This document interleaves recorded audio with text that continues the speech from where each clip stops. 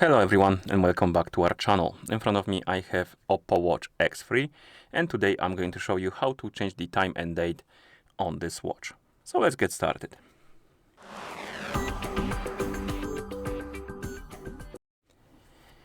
First we need to wake up the screen on our watch, and you can do it by pressing the crown button. Once you wake up the screen, press the crown button again to open the menu. Now scroll through the menu, find the settings icon and tap on it to open the settings. In settings, scroll through the menu and at the bottom you will see this option called Other. Tap on it and here tap on the system settings.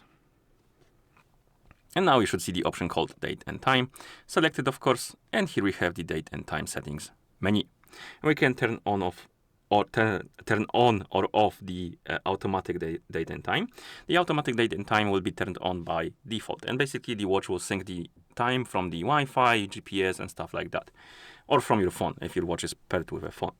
But if you want to set the time manually and you wanted to have it the way you set it, you need to disable the automatic time. You can also disable the automatic time zone as well, and then we can scroll down and here we have set date, set time zone, and we can tap on one of the options. For example, set date. We can change the date to whatever you like, then tap on the check mark.